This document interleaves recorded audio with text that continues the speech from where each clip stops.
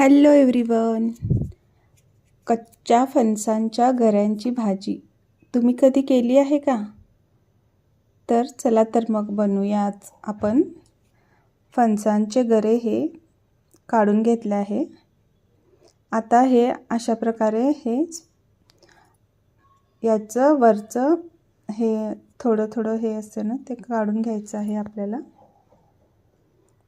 पातळ साल जी असते ती. आणि इकडे मी हातानेच याचे पीस बनवत आहे आणि याचे बी साईडला ठेव. ते बी घालायचं नाही आहे आपल्याला यामध्ये, भाजीमध्ये. फक्त या पीसची आपल्याला भाजी बनवायची आहे. तर हे अशा प्रकारे बघू शकता तुम्ही. या अशा प्रकारे आपण सगळे पीस साफ करून इकडं काढून घेतलं आहे. आपले सगळे गऱ्यांचे पीस आपल्या भाजीसाठी तयार आहेत. आता हे आपल्याला स्वच्छ पाण्याने धुवून पाणी नितळून घ्यायचं आहे. यामधलं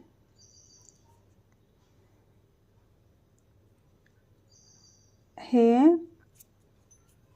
धुवून स्वच्छ धुतलेले आहेत आणि त्याचं पाणी नितळलेलं आहे. इकडे कढईमध्ये कढई गरम करायला ठेवली आहे. त्यामध्ये घालूया आपण तेल थोडंसं 2-3 पळी घालूया, एक्स्ट्रा घालूया थोडंसं, म्हणजे भाजीला चव येईल छान.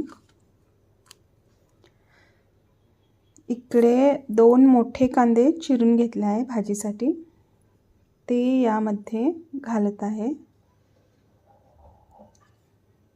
थोडीशी हळद घालायची आहे यामध्ये.